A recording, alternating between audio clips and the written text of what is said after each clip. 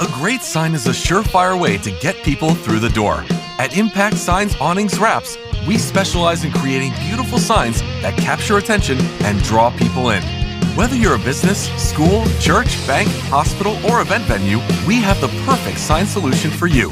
We make the process simple. From design to manufacturing to installation, our team handles it all.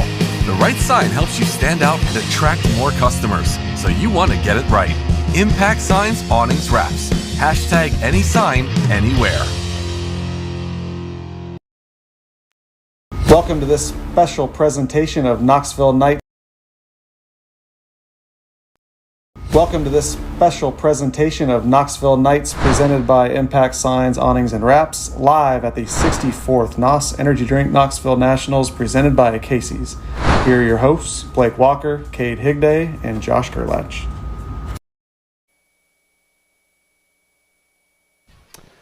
Welcome back to the Knoxville Raceway, everybody. This is Knoxville Nights presented by Impact Signs, Awnings, and Wraps, live from the Knoxville Raceway here on the Dirt Vision stage. It is championship night, boys, here at the 64th NOS Energy Drink Knoxville Nationals presented by Casey's. Thankfully, the weather has cooperated thus far. It's going to be a little bit of a sketchy day today, but we're going to run through the results from last night's FVP Hard Knocks night before tonight's A-Main pole sitter. Ryan Timms joins us at 1:30, and then Tanner Holmes will be here at 2 p.m., again, right here on the Dirt Vision stage.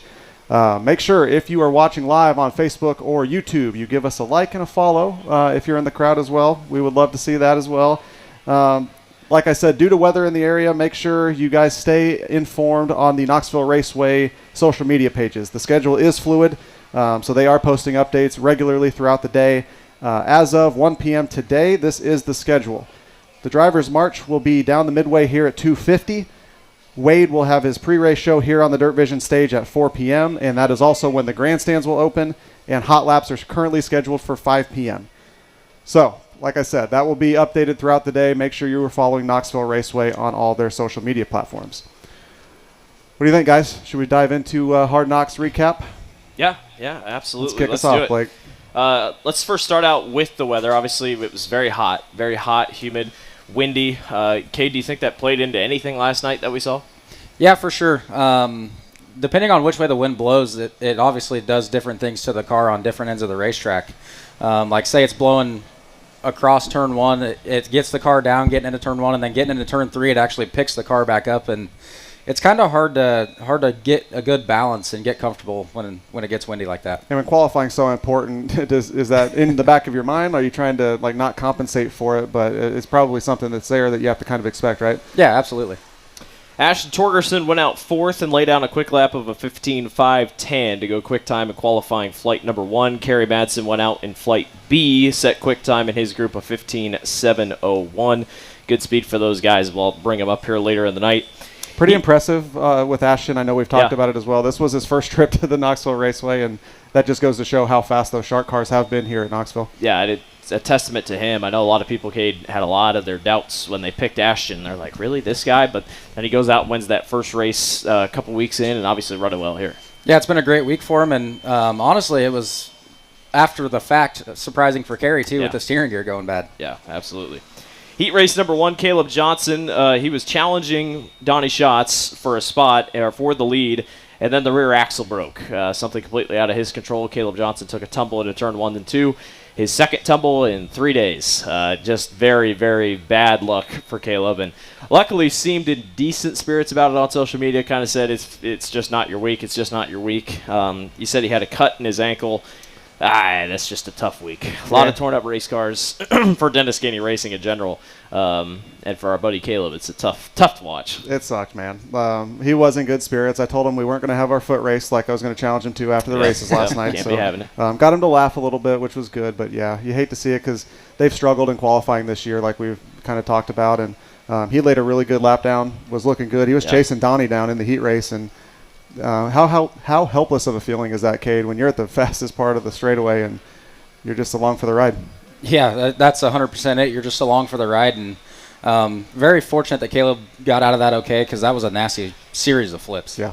We should have known Buddy Kofoid was making a late charge in that race, and we're like, all right, he's moving, but he missed it. He didn't get to the transfer spot in time. Ashton Torgerson and Lucas Wolf missed the transfer by one spot, or Kofoid did, up against Torgerson and Lucas Wolf. Again, we only took top 3 last night. The rest went to the B and C's.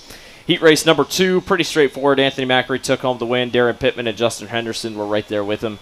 Strong run for Justin Henderson and Darren Pittman. We'll bring up them later. I still don't think Macri's quite had the week that he's wanted, but Knoxville's never been his fortitude. Granted, we said the same thing about Eldora, but every week, every year is a learning process for that 39M whenever they get anywhere else, it feels like. It's just so different here than what you would probably see when he was out in, PA, kind of cutting his teeth. And yes, it's a half mile, but it's not like you're banging the boards like you are at Port Royal or something like that. And you heard in one of his interviews last night that he just still was not quite comfortable, which is not probably ideal in the biggest show of the year.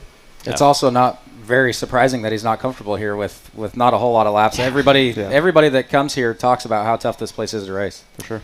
Heat race number 3, Carson McCarl and Brandon Wimmer traded the lead a couple times. Carson got around Brandon, and I was like, all right, he's going to set sail. And then Brandon got it right back, and that was pretty much all she wrote. Brennan Crouch was right over Dason Pursley, just couldn't quite get there, and that was with the top 3. So McCarl, Wimmer, and Pursley move on in heat race number 3.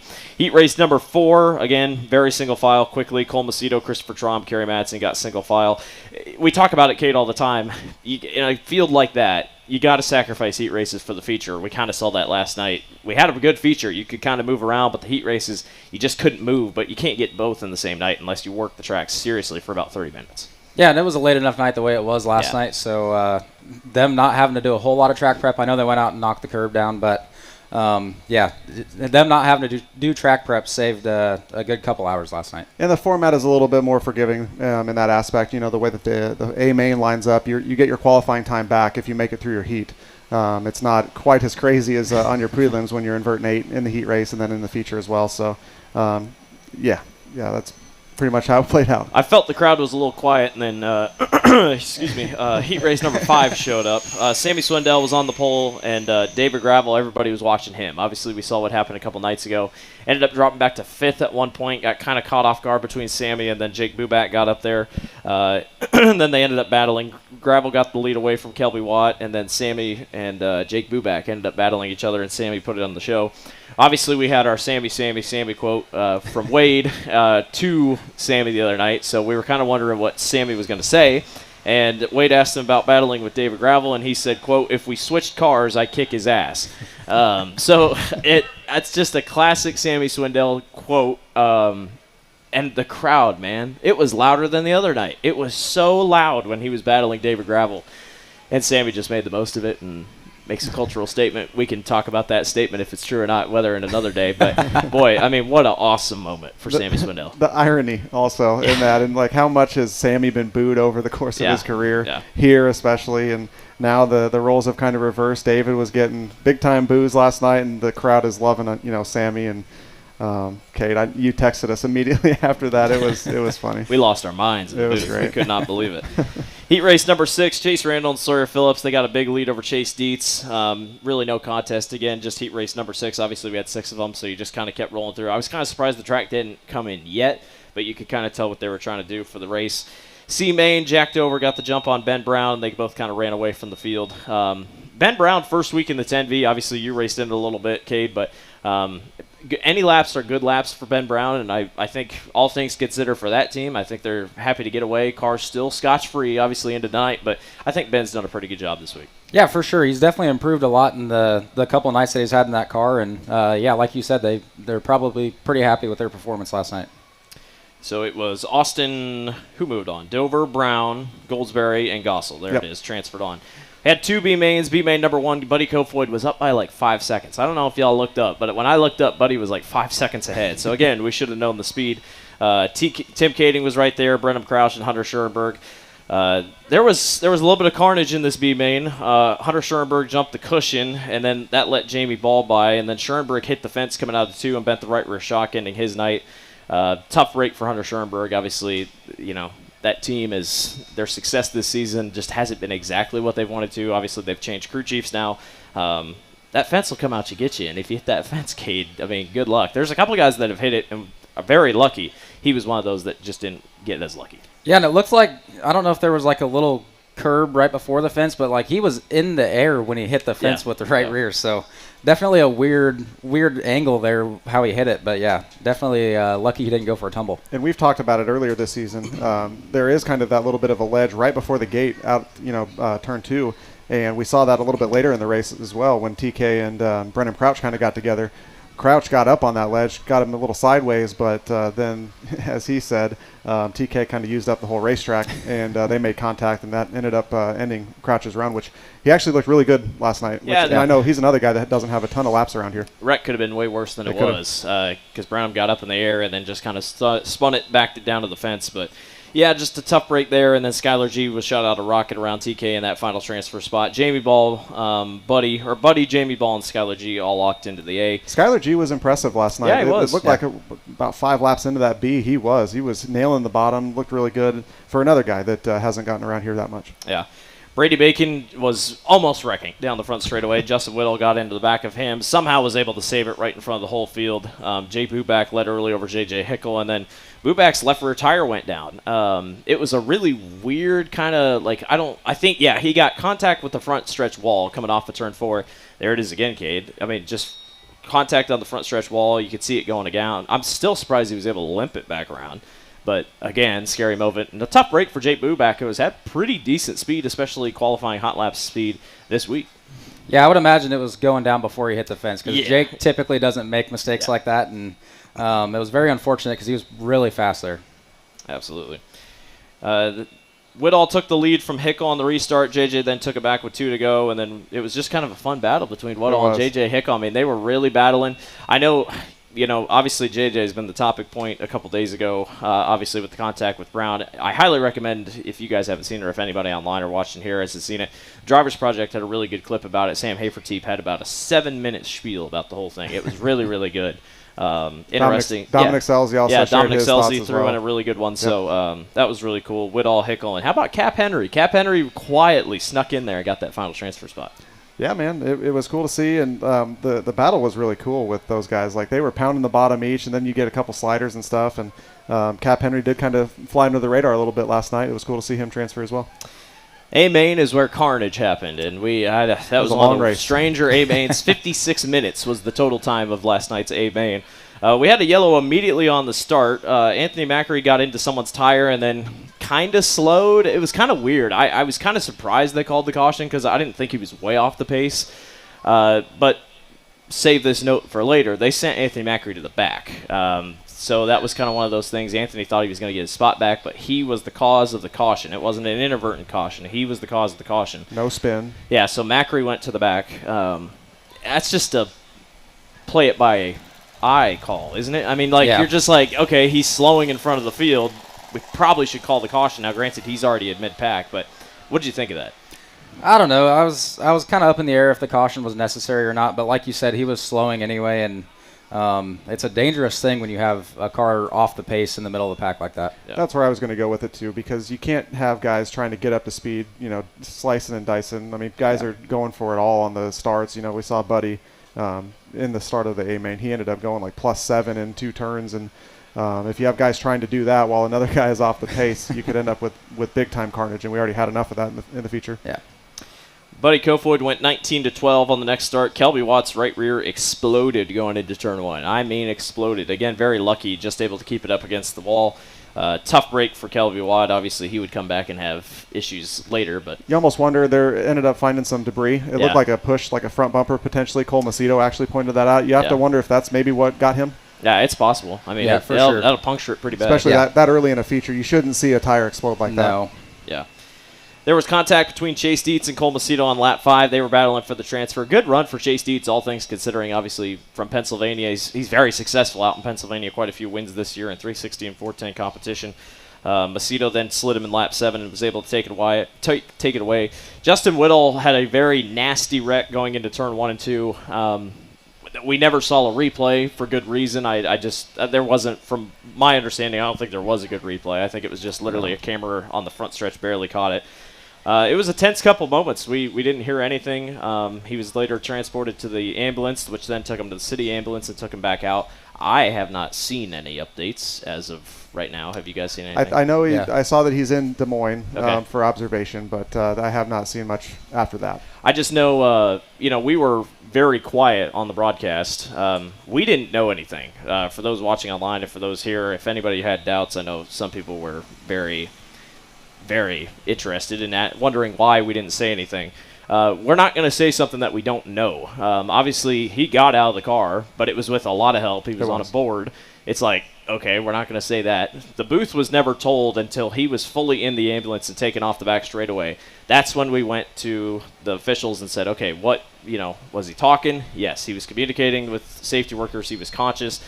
And that's really all we knew. I mean, there's not really much we can share. And by share, I mean, we didn't know much as well. So for the people that thought that we were just Knoxville was doing a terrible job and not doing a good job communicating, it's like, trust me, we'd love to get all the information out to you. But we in the booth are not given information. It's not like we're just going to immediately keep asking the officials down there who are trying to do their job and save this man's life to say, hey, give us a play-by-play update of what's going on because this crowd needs to know. Trust us, the crowd needs to know. But not immediately when the guy comes to arrest and it's like, here's what's happening, here's what's happening, here's what's happening. His health and safety is the first priority, and but definitely understand people wanting to hear updates. But you also have to get the facts out, and if they are actively working with him to get him out of the car and then what have you, it's better to say nothing than to get it wrong and have people like friends, family, crews that are watching it get the wrong impression about potentially serious situations. So you guys do the best that you can, and I think that's the fairest way to go about it. Any thoughts? You guys hit it. You got airplanes, flying airplanes over top. Got our My flyover goodness, nailed geez. down. Anthony Macri and Carson McCarl got together. Macri kind of pinched Carson going into turn 3, and we saw a rare flip on the berm. It was really weird. Just enough of a pinch that Carson got way up on the berm, and then that's what tumbled him over. It's aggressive racing. I feel bad for Carson. He had a lot of confidence for the 360 when we talked to him a couple weeks ago. He said, the 410, we're just going to see what kind of speed we have, but weird flip. We don't see many flips on the berm. And you don't see many flips out of Carson either. That was the first thing that came to my mind last night when that happened. He does. He takes really good care of his equipment, and I mean, you can understand that yourself. Being an owner driver, that stuff adds up, and it's not good. So we'll see. Where he comes back tonight, how that goes. But it was an odd situation for sure. Darren Pittman, Buddy Kofoid, Nash, and Torgerson. Pittman was in the middle of everything, it felt like, in that feature. Torgerson and Pittman got kind of stuck together on the top of turn 3 and 4, and then it was Buddy Kofoid. He was able to sneak around underneath. So Buddy just kept moving. I mean, he was absolutely flying up through the field. On lap 19, Kelby Watt was trying to get under J.J. Hickle, and Brandon Wimmer kind of came up the racetrack, and then it was just on from there. Those two got together and spun. Jamie Ball tried to go to the outside and missed him. He missed him on the fence, but he hit the fence, and Jamie took a tumble.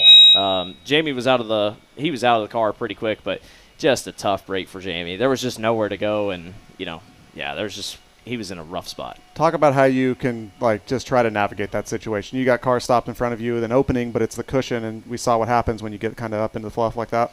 Yeah, and the cars were still kind of coming up towards the fence as Jamie was going through there, so it wasn't like he could just pull down and, he would have hit somebody for sure. The restarts at the end had a lot of really interesting spots. We took the white flag. David Gravel was out in front, and Kerry Madsen was slowing going into turns 1 and 2. I didn't think slowing a ton, but slowing enough, and the caution came out while David Gravel's on the backstretch on the white flag. So that means we restack them. The cause of the caution, I thought, was Kerry Madsen because of the slow. And based off earlier in the race, Anthony Macri went to the tail. Kerry Madsen blended back in line. Boy, they're what in the world? Crop duster's going over, I guess. I don't know if everyone can hear that on the stream. But so Kerry then got his blend back. And then we're like, okay, he's either out of fuel, and we learned it was a throttle thing, wasn't it? Yeah. Yep. So we're like, something's up. So then we do it again, and it stacks up the entire back half of the field again. And Donnie Schatz, he gets damaged because he runs into the back of him. They're lucky it wasn't worse. Asher was all the way up in the air. Yeah. And then what they do is they put him back further, but they don't put him in the back. They blend him again near the back, and then he doesn't go again, and then obviously that ends his night. It really stinks for Kerry Madsen. His video with Connor Ferguson afterwards, you can tell he was really deflated because he was leading for a good chunk of that race. He was going to make the transfer. What was he, second or third? He was second. Yeah, he was second. He was going to make the transfer. He was going to be on the podium. Going to be in the show tonight. And then just like that, he's stuck in the, I think, maybe C or D main. So it's like, there's two fifth in the C, I think. Fifth in the C. Yeah. There's two sides of the story. There's the heartbreak for Kerry Madsen, then there's the whole, I don't know. It was just really interesting how that last couple laps played out, because I feel like we probably just could have gone green. I don't know. I don't make the decisions. They do a great job upstairs, but it was just one of those very tough spots for the officials to be in. Yeah, man. It sounds like the throttle spring broke. Yeah. He talked to Connor Ferguson with Always Race Day, and I also saw another video with Kyle McFadden from Flow. And, man, we were texting about it last night. Just watching the video, you could see the heartbreak on his face as he was talking.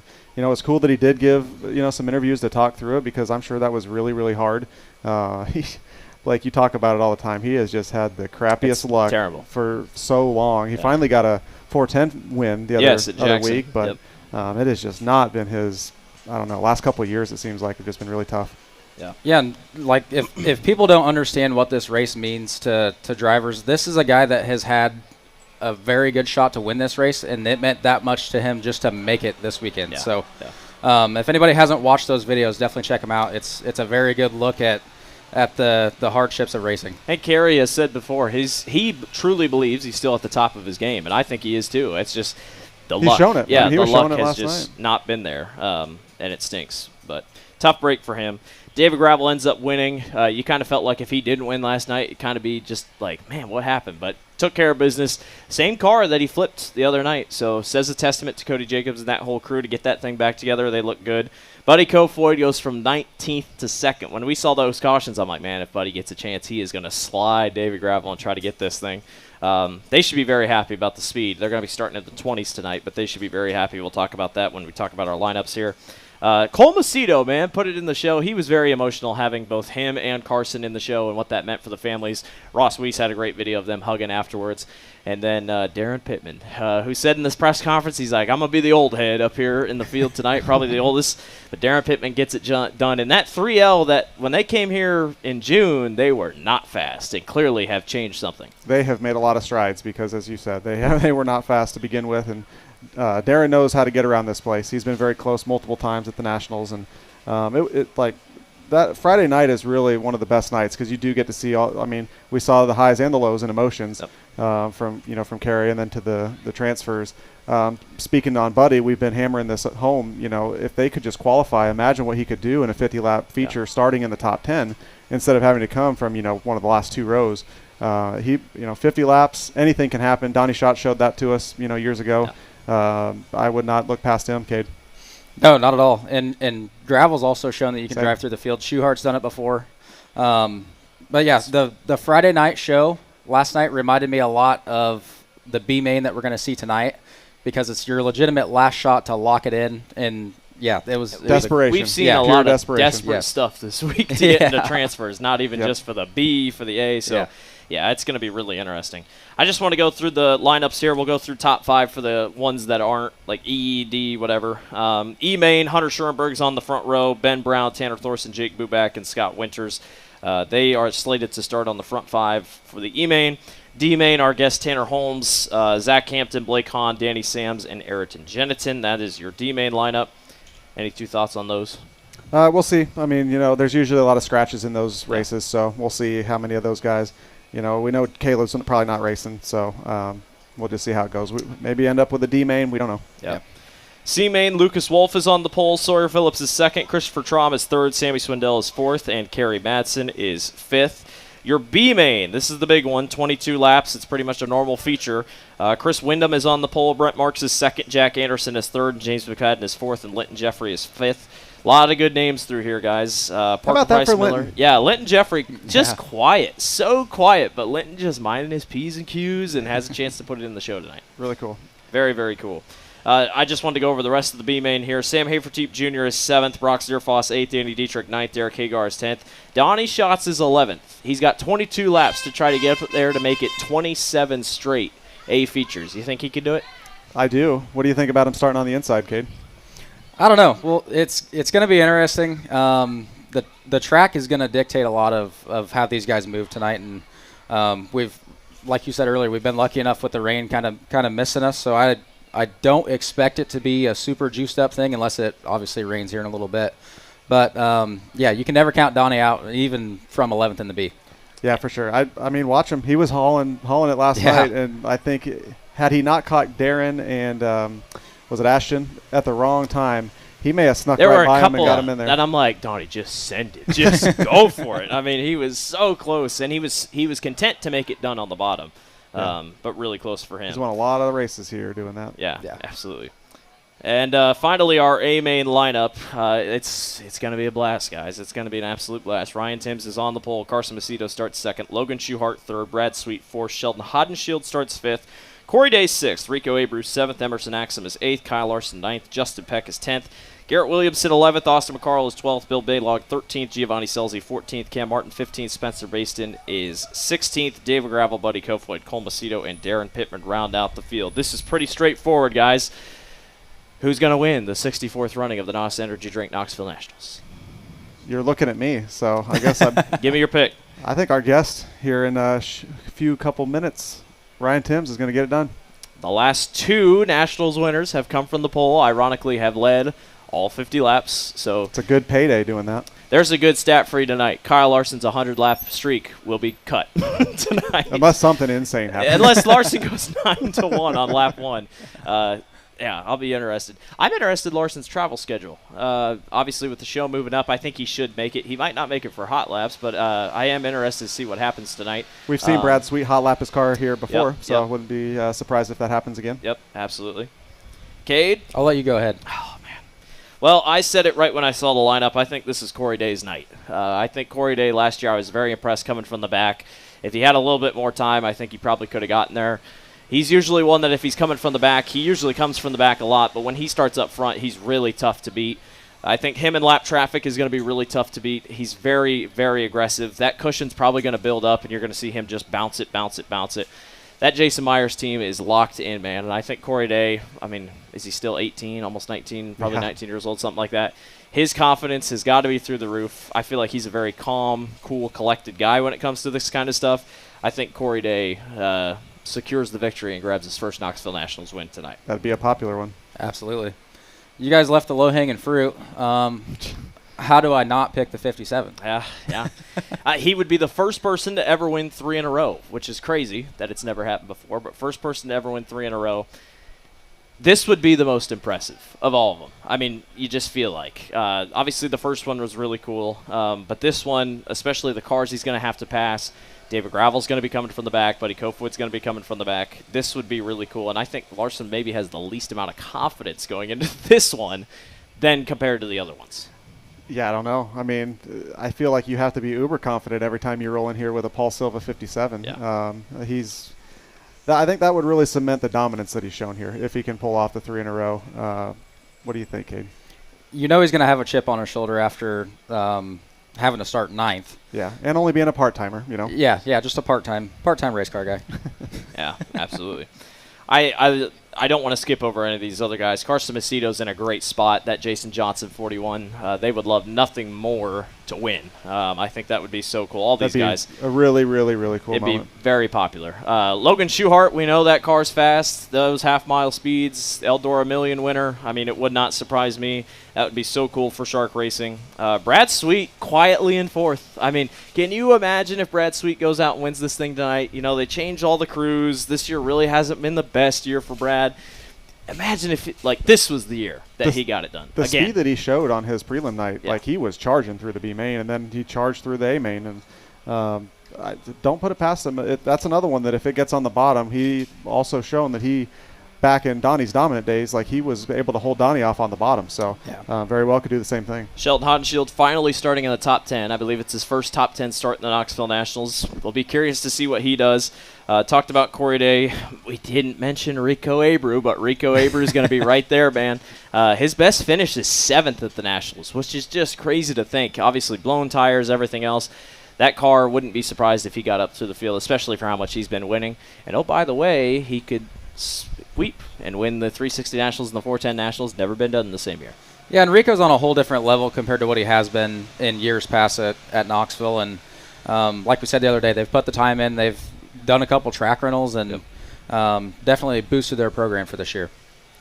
Emerson Axum, quiet in ace position. Remember, this car was a rocket ship last year. Again, probably could have had a chance if there was a little bit more time. Gio was flying in that 18 car, so really, really good speed out of Emerson Axum. Justin Peck, good run for them in the 26. Expect to see good things. Same thing, Garrett Williamson. Austin McCarl representing us on the local side.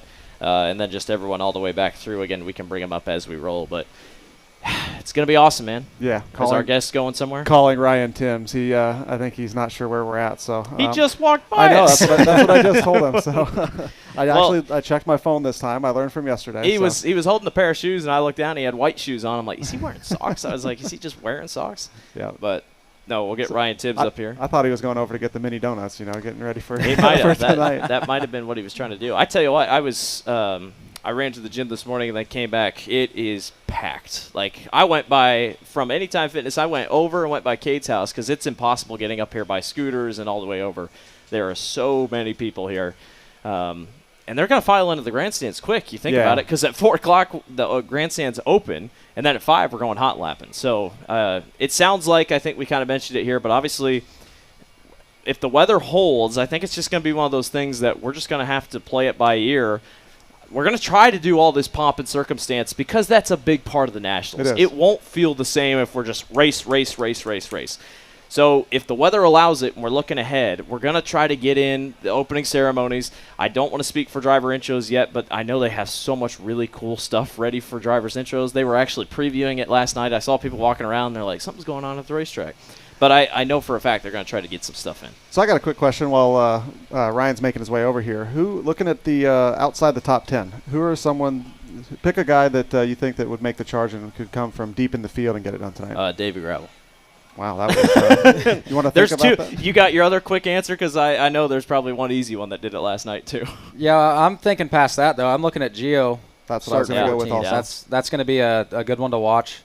Like you said just a little bit ago, he had success in the 18 car last year. Yeah. He knows how to get around Knoxville, and he's going to be definitely a fun one to watch. I was just going to say it'll be interesting to see how Spencer Basin does because he was very fast on his prelim night, held off some good competition. It's a lot different, though, coming from the back in the dirty air. Yeah. This is just a hypothetical, but if it comes down to it and it's David Gravel versus Kyle Larson, are we going to probably see the most aggressive racing we've seen this week? Yes. Like, we're talking really wild sliders. I don't think it matters who it's between, honestly. No, I think, you're right. I mean, anybody will do anything for a Knoxville National Championship, but those two in the crowd while that's going on also. Yeah. Because the Boo Birds have been coming out more for Larson. Maybe really this is just me in the last couple of years. Obviously, the Larsons have started on the front row. I feel like this year especially, we don't really know. Like, there's not really a concrete, this guy's probably going to win. Like, the last 2 years, Larson started on the front row. You're like, man, it's going to be tough to beat Larson. That's not a thing this year because you're like, well, Larson's starting 9th. I just feel like this year more than ever, we're just like, it could be anybody in the top 10. Could be anybody in the field. I mean, we'll talk about it with Ryan here shortly. Like, we've seen him in clean air. Like, that thing can just go and take off and run and hide. But as we all know, like, once you get into traffic, that is when, business really starts to pick up and you've got to make the right moves or else everybody is coming for you. I'll be curious to ask him because, remember, they blew that motor at Jackson Motorplex and to my knowledge, as of a couple weeks ago, they were down to one motor. I'll be very curious if that motor is still the motor in the car. I think that's something we can ask him. But, I don't know, man. This is one of those races that we don't see a lot of cautions, but when it comes to cautions, they're not really wrecks. They just we see blown tires, and we see other stuff, just small things that happen. And then that fuel stop, man, 25 laps. That'll be the big difference maker, who got to where in 25 laps. Yep. And then you set your car up for 25 more. What kind of track are we going to see, Cade, tonight? I think we see a lot of what we saw last night. We're probably going to see a big curve, but the Duncans have swore they're not going to let this thing rubber up. What do you think we see? I have full faith that they won't let it rubber up, but what the racetrack looks like tonight depends on how Mother Nature decides to feel about being a race fan today. How do you feel if you're in the situation with the brake? How would you feel, what's your mindset as a driver? Are you wanting to make a wholesale adjustments unless you absolutely have to? Or do you just kind of want to lock in, reset after the first 25? I feel like the goal is definitely to have a car good enough to where you don't have to make wholesale changes because then, you're still going to waste another 5 or 6 laps getting the feel of that car again and basically starting over. So the goal is definitely to have a good piece right off the bat and make minimal changes to it at the brake. All right, here he is, Ryan Timms. Welcome to the stage. I thought you were drinking a Modelo. Yeah, I was like, what are you doing?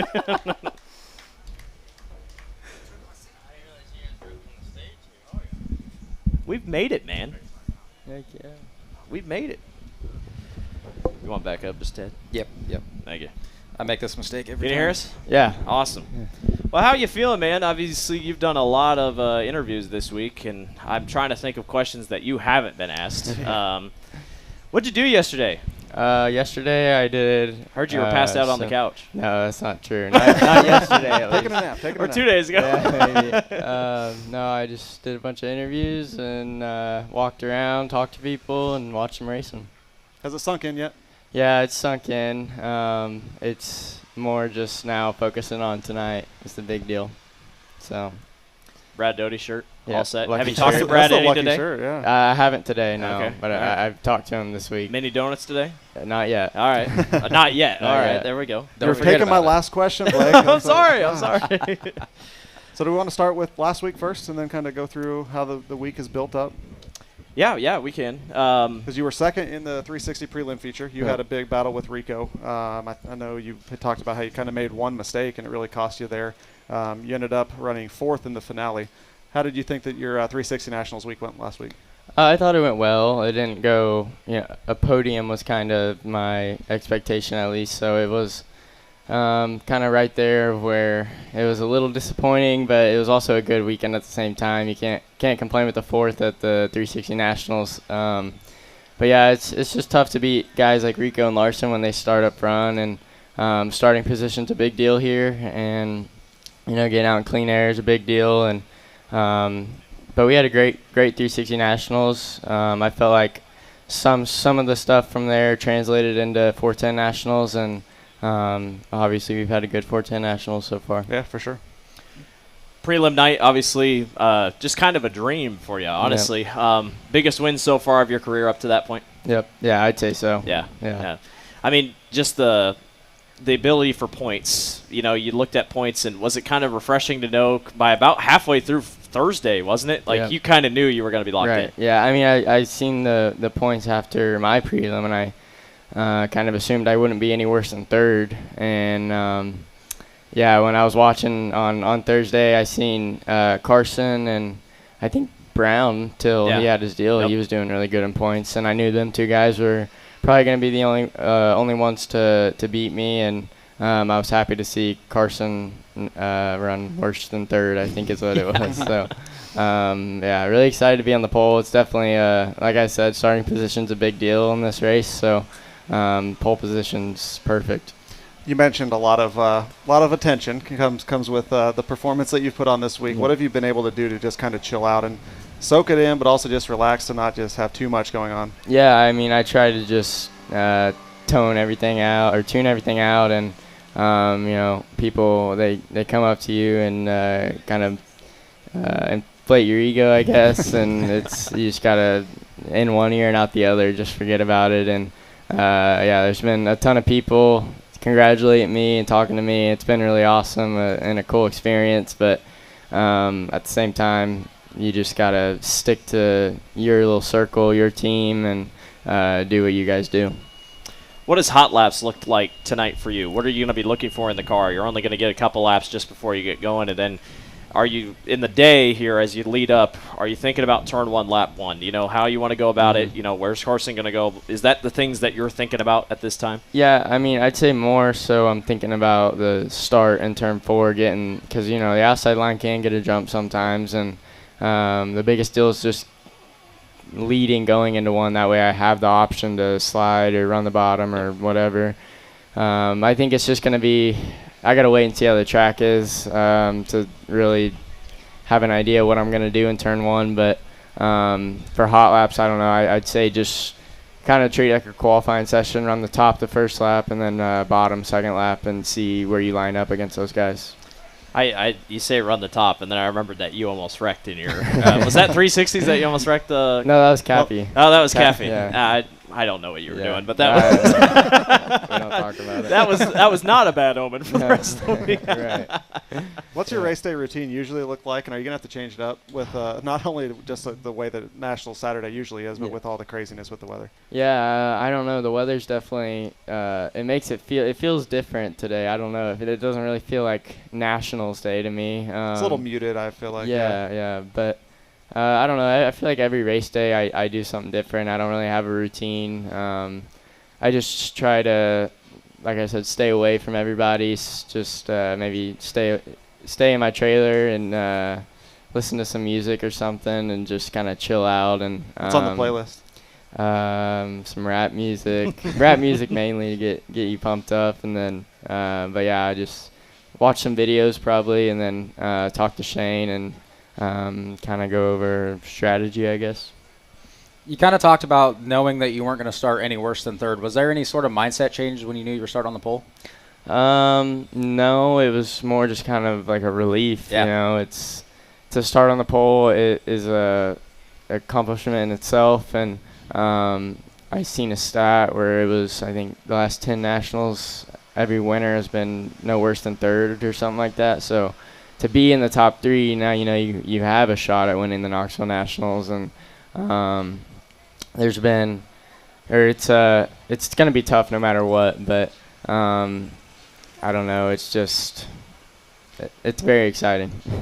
Talk about the Lee Big team. I think Scott Boguski kind of laid a foundation last year, picked up that win at Knoxville, and that was just kind of a flash of what we saw. And then obviously you guys come into this year and you're rocket fast. What does this mean for the team total? Not just you. Obviously, You've had quite the story the last couple of years, but that team to prove that they can hang with all these other guys. Yeah, I mean, we all know what we got, and we know that we have a fast race car that's capable of competing with the top guys. And Shane, this race is everything to him. It's what he's worked his whole raced his whole sprint car career and worked in the sprint car career for, and this is the one that everybody wants, but for him, I think it means a little bit more, racing Knoxville all the time and kind of being around from this area. I think it probably means more to him than, not saying it doesn't mean anything to me, but probably more to him than it does to me. And I think I would be more happy to win for my team and him than for myself. Yeah. But no, my whole team's great. We had Marty Breton, who he came from IndyCars. He quit his IndyCar deal last minute to come do this, and to have someone that dedicated is a really big deal, and that to be able to get a win like this for him, it just mean a lot.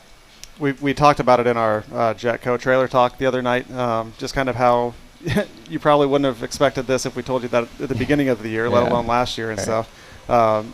Running here every week, how much has that helped you guys build out your notebook, kind of prepare for the different racetracks, and you know, with the kind of curveballs that we're probably going to see today with the weather, kind of help you guys get ready for that? Yeah, it helps a ton. I think, well, I've started on the pole here, I don't know, probably 3-4 times, so I have a good idea of how it's going to be going into turn 1, and I kind of know what to do for the first few laps to get out there and set a pace and stay consistent. And I think the big thing is going to be lap traffic, just getting through lap cars good. That can always go either really smooth or can kind of throw a wrench in your plans. So no, Knoxville Racing Here Weekly is great. I feel like helps with the prelims so much, with the 6-car invert in the heats, and I start 6th, 5th normally every weekend. So when I went out and started 8th, it just felt like kind of like a weekly show, and so I think Racing Here Weekly helps a ton with getting through your prelim night. And I think Austin McCarroll also did it, and he races here every week, so I think that says a lot about it. So the weekly stuff probably calmed the nerves a little bit, because I mean, you look like this throughout the night all the time. Yeah. You seem like a pretty chill dude. Yeah. So did you ever get worked up like throughout your prelim night, or was it kind of just business as usual for you guys? No, it was. I can't really speak for my team. I think they were pretty calm, and no one seemed tensed up or anything. But for me, it really felt like any other night. And you gotta intentionally not put pressure behind it, and that's what I did. And it really felt like almost like I did care, but you kind of had to act like you didn't care and just to get rid of all the nerves, have no nerves. And, yeah, it really did feel like any other night, though. You kind of been through that yourself too, Cade? Like 360 Nationals. I feel like you kind of do the same thing. Yeah. Obviously, the halfway break, your goal is to be leading at that point, obviously. If you're not leading at that point, like say you're second or third, how much faith do you have in your team to make your car better and good enough to pass those other cars and get back up to the lead? Yeah, I have a ton of faith. They know what they're doing, and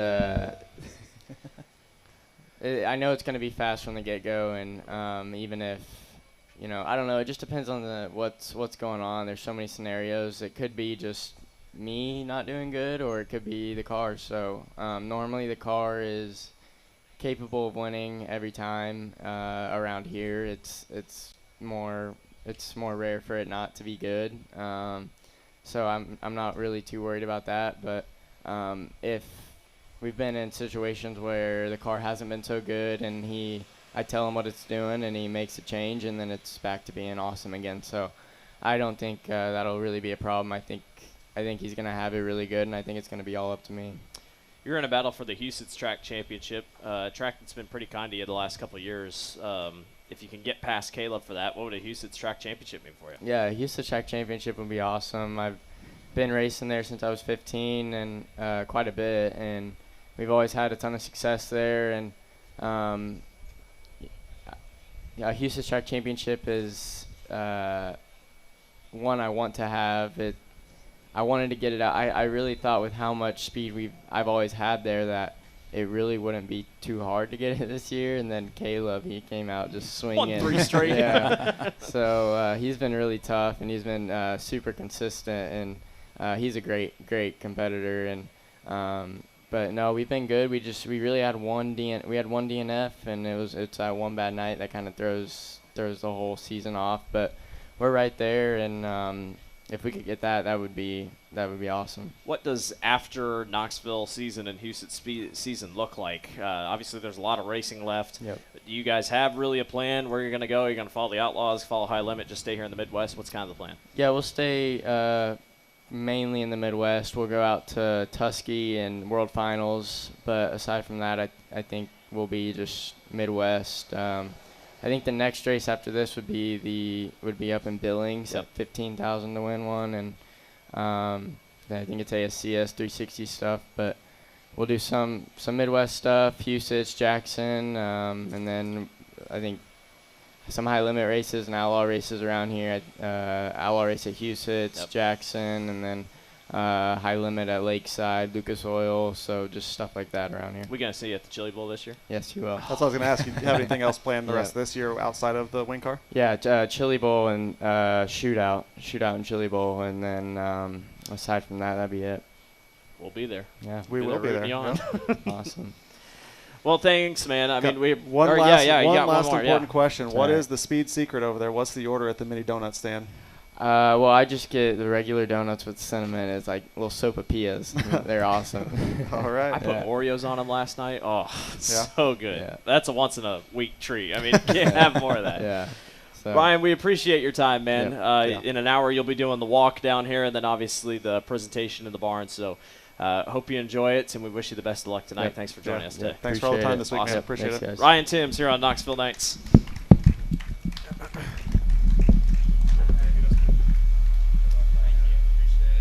Thanks so much, man. Thanks. All righty. Well, I heard thunder, and I was I was wondering what that was. yeah, I was looking at the radar. It is gonna rain just a little bit, but I think if we get past this little stint that's literally just about to get on our front doorstep, we should be okay for a little bit. Yeah, and our next guest is Tanner Holmes. He just did let me know that he's on his way. Sweet. So Awesome. we should be having him over here very shortly. It'll be interesting to see. We were talking about it last night, with the amount of rain that we get. What a sprinkle. Is it going to be a short downpour? Obviously, I'm looking at it right now. Everybody's kind of backing up. So that tells me what I need to know about the rain that we're about to get. But it's only supposed to be this short little spurt. and then it looks like we're good for a little bit. Tell you what, John McCoy came up in the booth last night. He hands us that sheet of paper. He's like, we're going to see a little bit of rain move through at about 2 o'clock. And he's like, then we're going to be good. And I'm like, there's no way, right?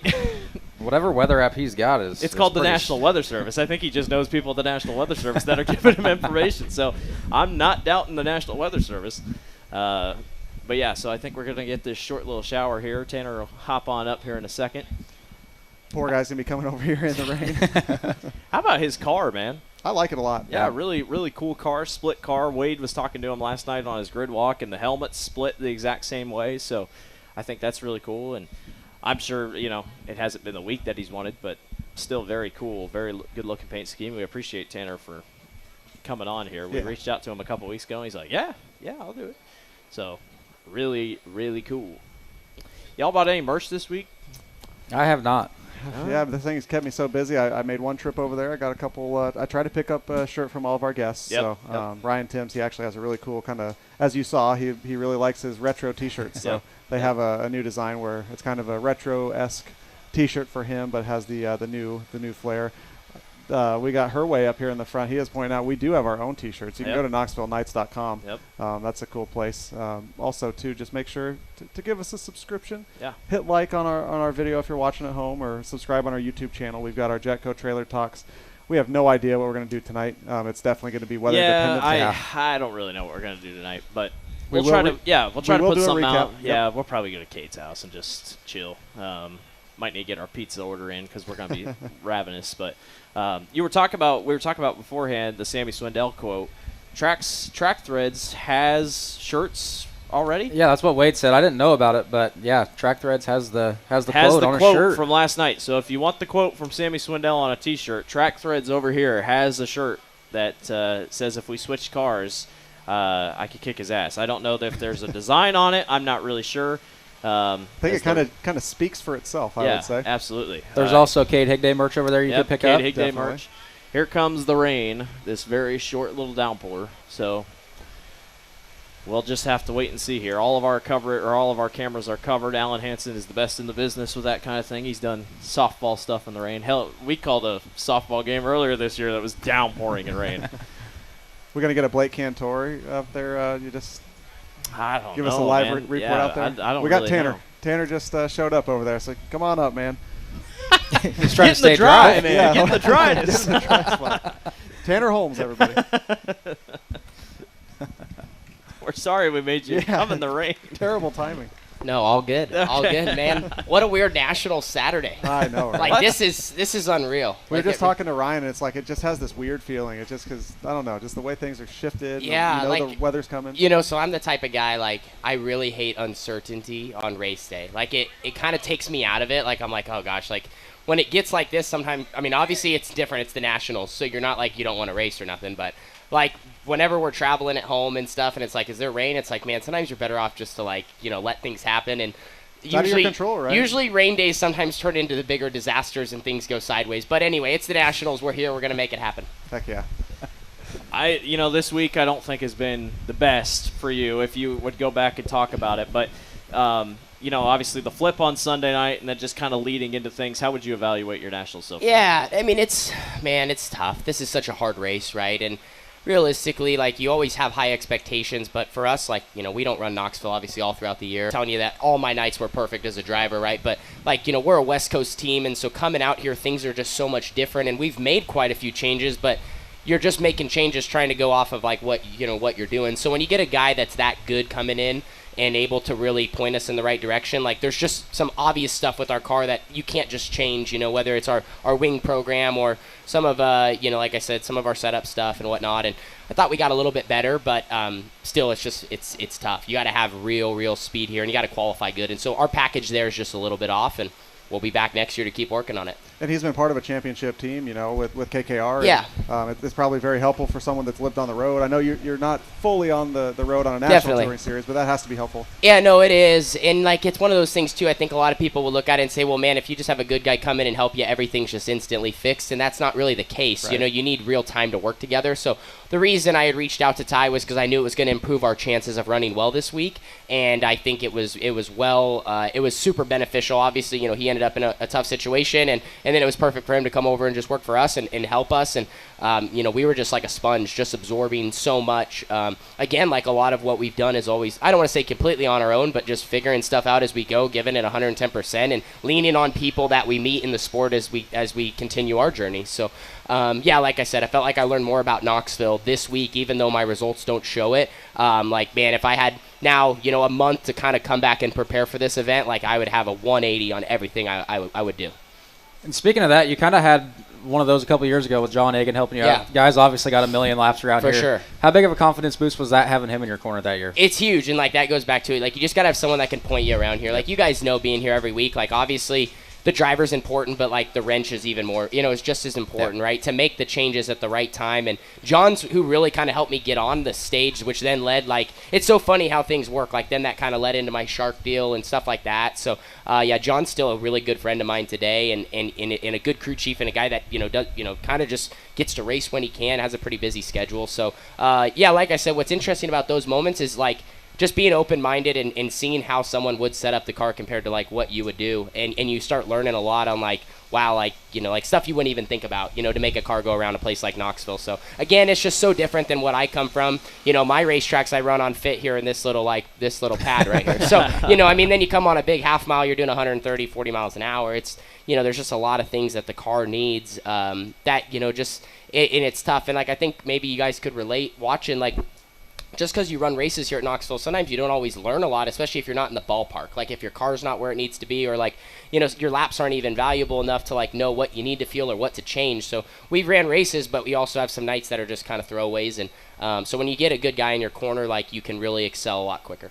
And I think most people know that your sister Carly is your crew chief. So it's probably been cool seeing her get that experience from Ty, but also when you were in the Tarleton 21 earlier, all that experience is very beneficial for probably you, but also for her Absolutely. as well. No, totally. And like I said, just totally add into the notebook. And it's just nice, kind of what I touched on earlier, just see how other people do it, and just being totally open-minded to there's a lot of different ways to make a race car go fast. And really just starting to understand all that and the geometry of these cars, and then exactly how all the fine details. There's all the obvious stuff, man. You got torsion bars, you got shocks, you got stagger, wheel spacing, but really breaking down the fine details of every little bit of your race car. And that's just where we're probably at, where we're trying to take that next step with our program, and that's the next step that we need to take to be where we want to be. Sure. James McFadden is James McFadden, but seeing the speed in that Tarleton 21, are you excited to get back into it here in October? Absolutely, yeah. No, and Drew and them have a really good program. Man, they've been working on it obviously with Cole, and then now with James and myself, and I feel like the more races that we've ran and they ran, the better we just got. And that's another thing too. Their schedule has so many different racetracks, so get a chance to just see a lot of different variety, but also I think people don't realize how tough it is to constantly be doing that. You're not just focusing on a Knoxville or focusing on a Chico or something and just working on that package. You got to be constantly changing to be better. So the fact that they've been able to adapt as well and come out here, I feel like a lot of people could just think, oh, James McFadden won the Cappy. I think it was one of the biggest wins he's probably had, because that's a West Coast car and those guys don't run here all the time. So obviously Drew and him are capable of doing it. I just mean man, what a big deal. And how difficult, if at all, was it when you were jumping out of your own car into the 21? Was there that kind of learning curve? Gio has talked about it getting the 7BC where, stuff on the dash isn't here. The steering needs to be It's a huge deal, yeah. I'm not even super picky. I just got to have my steering wheel. My steering wheel, and then, as I ran for them, I learned some things that I got finickier about, because you see how they do it. My gas pedals changed. Now on my car, the gas pedal's the same as theirs and stuff like that. You're not the Darren Pittman, whatever. No, yeah, I don't got that. But I just had more of a normal gas pedal that had a better flow, and my foot felt more contained. So things like that. But for the most part, our cars were just so different, so it was a weird feel, and it took me a couple nights to adjust getting in my stuff, and it's really hard to go back and forth. So guys that do that and can be really fast, it definitely takes a lot of time to figure that out. Did jumping in the Shark deal, did that kind of help with that transition this year? A little bit, yeah. No, it's always good to run different people's cars, and that's something about my career. I've ran my stuff so much that it did take me a second to run other people's stuff and just get comfortable, and I feel like for me, you just have to kind of try to put it all out of your head, like I said, put your steering wheel on, put your belts in, and just go out there and, again, be open-minded to just figuring it out, and, again, seeing how other guys take things on, and just getting comfortable as quick as you can. Speaking on being sort of uncomfortable, I'm sure you weren't very comfortable in the 21 at this point in time, but how special was that first win? Oh, it was really cool. It was really cool. It's awesome to win in other people's cars, especially when there's some notoriety with it. And just how fast, it's funny how things can just click. Like, and for some reason, every time I've hopped in a different car, like, things did click really quick. And then, like, we kind of, I don't want to say we had to fight back through adversity, but, like, we didn't have the adversity right away. Like, it was like things went well, and then you kind of fight through it. But, yeah, it's just really cool. And you also realize, too, like, when you run for other people, like, maybe – I don't want to say that you weren't capable before, but, like, man, like, we won at Silver Dollar. Like, that's one of the last places I would tell you to win a race. Like, we were just no good there in my own car, but then you get in something different, and, like, everything like, oh, this is how it feels like it should go around the place. So, yeah, it's just crazy how dirt racing works like that, and just super blessed to, get to do that with those guys. Is this your last race here in the Midwest, and then you're going out back Yeah, west? so we hit the high limit stuff and all that. Are you really excited for that? Just to be able to get back home along sure. that sole side where you have laps. You're very competitive in it last year. Obviously, you're kind of in the last couple of years it's been derailed. You went and ran Jackson a little bit in the 1A sure. a little bit, but how excited, how confident are you going back here, back to the West? Good, and I think, too, like, for us, just we'll head home first real quick for a day or two and just get a chance to reset. Like, we just got to get our cars in order. We had that crash at 360 Nationals, had a little fender bender at Eldora, like, and it's tough when you're gone. Like, you only got so much stuff, so everything, I don't want to say it's pieced together, but, like, right, you're, like, Nationals, you just put whatever your best stuff is you can put on track. And so that's exactly what we did. And so now going home, we just need to get, like, another second car that's ready to go that we feel very confident in.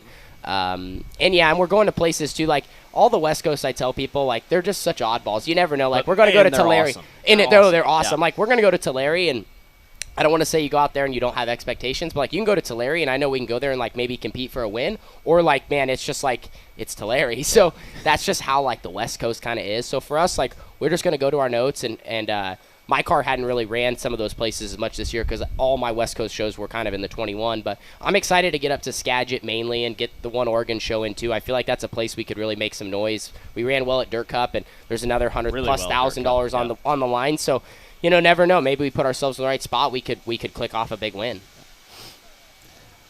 What do you think about tonight? I know the weather is just going to be kind of crazy. We're going to see what it gives us. You're firing off on the pole in the D main. What's your thoughts? Yeah, try to probably get the win there and then go into the C. C. Tonight kind of obviously this is what it is. Like, it's best for our program. We start on the pole, so, like, we're going to go race. I know there's probably some teams that are like, if they're not in the right spot tonight, they're considering, like, oh, what do we do? But for us, we're on the pole. We want to get, obviously it's a chance for us to, get a trophy. Yeah, you got one last year, didn't you? Yeah, in the 360s. But, we look at it from, our angle of, like, man, look, we got a lot of partners that want to watch us too and stuff, so we're going to, like, go race tonight. It's a great chance for us to, get through the D, get into the C. I feel like we've kind of learned just about everything we've had the chance to learn this week to come back to be better. So maybe not learning a lot more tonight, but just see what happens, get through the D. The Knoxville Nationals is a cool deal where, like, every spot you move up, actually they have a good payout. So, like, it makes sense for us to just go race, and whatever happens, happens. If things don't fall right in the C, like, it is what it is, and, we'll make it work. The YouTube stuff's been great, obviously, and it just keeps growing.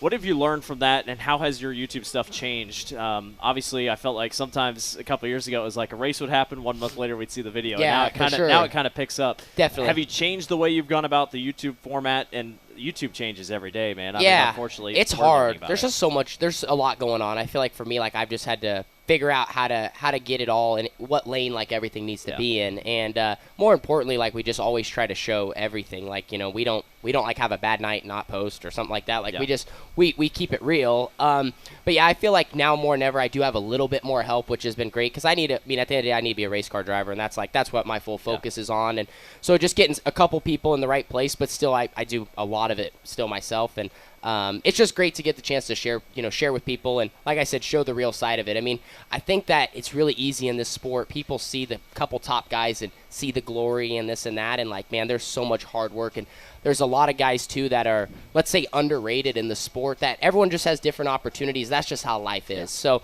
for us, like, we just try to show what our journey and, like, how we're trying to do it, and, like, we're trying to do it a certain way, and that could change in a couple weeks, or it could change next year. Like, so, like I said, just keep it real. And, like, that's where, like I said, if I get a ride or something, like, hey, we show that, or, like, hey, we're back to our family car, we're trying to build. And like I said, just showing literally from, our first days in a sprint car, and even before that, to, like, here's where we're at now, and we're trying to keep building. What made you want to do that? Like, was that always something that was kind of on your mind? Or Yeah, I think like a little bit. I really enjoyed watching other people on YouTube. Like, I feel like about 2015, like there was guys that were just doing unique things on the platform, and so I kind of got to thinking, and it just clicked. And then like I had a little encouragement in my life from some people close to me, like, hey, maybe you should talk, maybe you should do like maybe that'd be something in your future, like very lightly, you know. And then I was like, well, I'm just gonna make a video about one of my races because maybe people will find that interesting. And so like, by no means did my stuff blow up or whatever. I remember I posted my first video. I got like 18 subscribers. I was stoked, you know, and like, man, I was pretty hooked. But so yeah, I mean, and like I said, I remember it took like a whole year for me to get like 1,000 views on a video. Like, and I just kept grinding it out. And yeah, I just don't plan on stopping. Like, I just figured if we just kept going, eventually, like it would eventually work out in some way, shape, or form, hopefully. And if not, we gave it our best effort. So yeah, I mean, like I said, and just one of those things, very uncomfortable putting yourself out there, but man, I mean, at the end of the day, that's the world we live in too. Like, and I think a lot of people are unsure to do that, and I would just say like, hey, if you have an idea, go make it happen and see what happens, you know. And I mean, you see your lines after the races every single night. Did you ever expect that it would lead to something Probably like not. that? And honestly, like I will say, like I try to actually put things in perspective more, because it's so easy to get caught up, man. Especially where dirt racing's at nowadays. Like, there's so much going on, and for me, like I'm so caught up in like, man, I want to be in the show tonight, right? Or like, you know, like, or you know, what do we got to do with our program and stuff like that? But then like to take that second and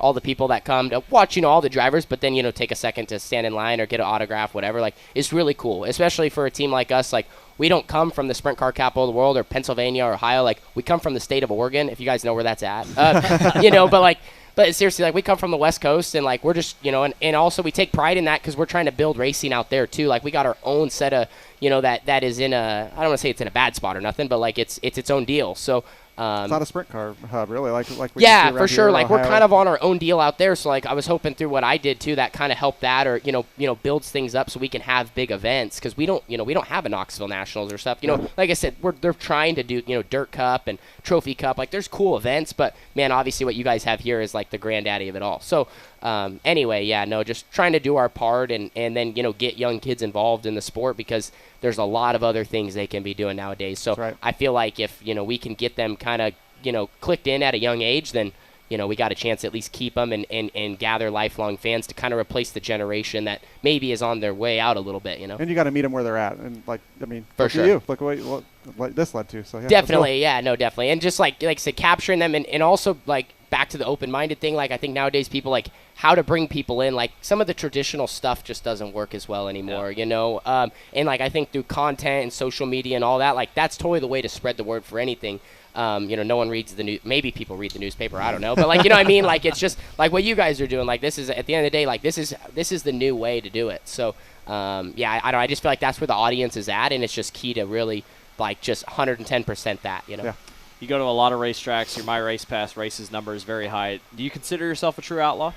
I guess. I mean, I guess you could say that. I don't really, like, when people ask me, I guess you say yes, but I don't ever look at it that way. Maybe just because, like, we run such a... You're like, everywhere. Yeah. I mean, for Oregon. Absolutely. Yeah. So in that sense, probably, yeah. You know, I guess the only reason maybe some of our races aren't as, I don't know, I guess, you know, not always the highest level. Like, we run a mix of some local stuff, some regional, outlaw, but...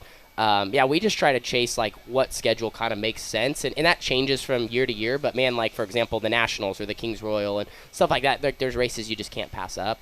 And then we have some of our big West Coast shows, like, man, the Dirt Cup's a big one for us. Like, it's great pay, it's right in the backyard, or kind of backyard, and so we just try to support two places that really get it and, you know, want the best for the racers. Like, Knoxville wants absolute best for all of us, and it's really key for us to work together in that stuff. So we just try to support races like that, too, because we know how big of a deal it is to grow the sport and be doing it kind of together. Absolutely. Kind of speaking on that, how much do you think that's broadened your ability as a race car driver, racing around that many different levels of competitors?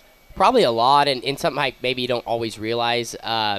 You know, and like sometimes you don't get to see it too till you go back to a show that's not as high level, maybe, right? Like you go run a local race, maybe back home or something, and you're like, wow, you don't realize, like, you get so used to being totally on kill, like, you know, these nationals, like you've seen some of the moments, you know, guys getting together, how close it was, like the sliders, stick in the bottom, like all that stuff is so intense, and that was even bring up like a bad story for myself, but earlier in the year, I wrecked one of my first nights out in my car, and it was because it was a 360 race at Tulare, and like I'd been running for Tarleton, and man, it's just so much like, hey, like green, like leader goes, you go, right? Like, you know what I mean? So like the green's out, like make it happen.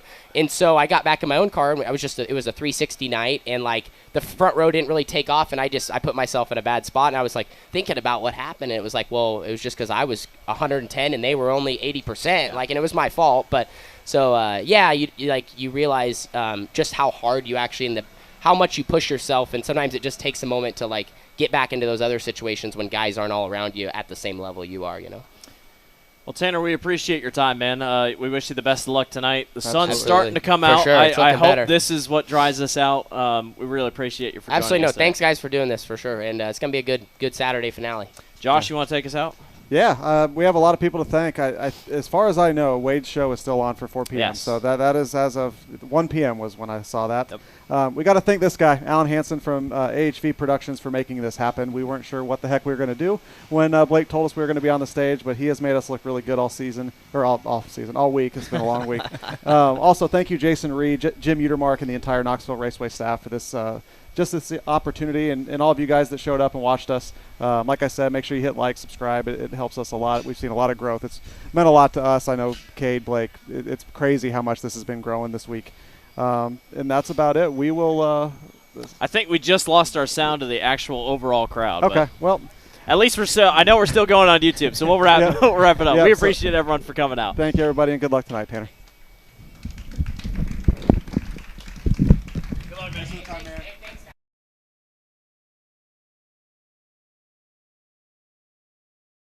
A great sign is a surefire way to get people through the door.